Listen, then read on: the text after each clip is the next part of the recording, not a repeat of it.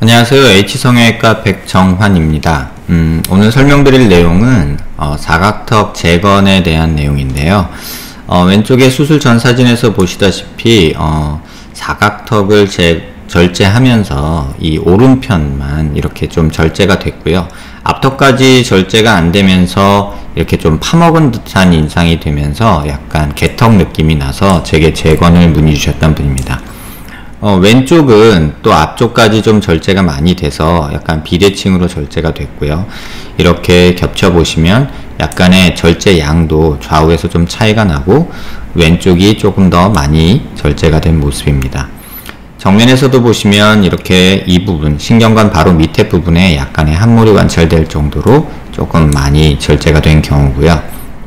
재건 후 모습을 보시면 보형물은 이렇게 그냥 수술 전 모습과 유사하게 하지만 그만큼 심하지는 않게 재건을 했고요. 신경관 앞쪽까지 이렇게 조금 패여있던 부분을 보형물을 하각부터 앞쪽까지 쭉 만들어서 이 부분까지 재건을 해서 어느 정도 그쪽에 함몰을 교정한 모습입니다. 우측 모습에서도 좌측에 비해서 좀 절제된 양은 적고 절제된 길이 자체도 신경관까지 오지 않고 앞쪽까지 왔기 때문에 그 부분을까지만 재건을 한 경우고요. 이렇게 수술 전 CT를 보면 절골이 어디서부터 시작해서 어디까지 됐는지 대충 알 수가 있는데요. 이렇게 보면 이 절골면이 이 부위까지 이렇게 보이게 됩니다. 그래서 재건도 그 부위에 맞춰서 이 부위까지 재건을 한 모습입니다.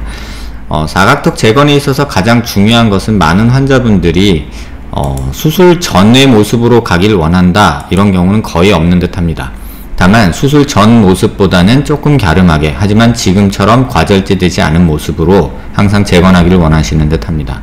그런 경우에 또 많이들 말씀하시는 게 정면 효과는 많이 없었으면 좋겠고 측면에서 그 개턱 느낌만 많이 없애고 싶다, 이런 말씀을 하십니다. 그런 경우에 이제 재건을 할 때 이 측면, 이 면을 재건을 할 때 이 피줄골 부위를 어떻게 처리하느냐에 따라서 그 정면 효과 부분이 나타나게 됩니다. 이렇게 조금 내려서 보시면요, 하악각이 이루는 각도가 있기 때문에 어느 정도는 정면 효과를 안 준다고 해도 이렇게 약간은 생기는 모습을 볼 수 있습니다. 이 정도는 사실은 이 정면에서 보이는 요 라인, 그러니까 워낙에 남아있는 뼈가 이루는 곡선을 좀 정상적으로 만들기 위함이고요. 이것마저도 싫다 하시면 차라리 이 면을 아예 안 만들고 밑에 쪽만 재건을 하면서 만들 수도 있습니다. 이런 부분까지 한꺼번에 이제 고려를 하면서 재건 수술을 하게 되는데, 사실 재건 수술은 고려해야 될 상황이 굉장히 많습니다. 왜냐면 뼈의 모습을 통해서 겉의 모습을 바꾸고자 하는 게 사실 수술의 목적이기 때문에 수술 후의 모습을 정확히 예측할 수 없이 보형물이 어느 정도 들어가면 얼만큼 만들어진다, 뭐 이런 예측이 안 되기 때문에 많은 분들이 고민을 하십니다. 근데 이러한 경우에 조금 CT상에서 이런 이미지들이 조금 도움이 되는데요. 이런 식으로 얼굴을 돌려보면서 턱선의 라인을 이렇게 좀 확인해 볼 수가 있습니다. 이런 식으로 보면 지금 이게 볼이 튀어나와서 이렇게 이중으로 보이는 거고요. 사실 턱선은 그 뒤에 있는 선이 턱선이 됩니다.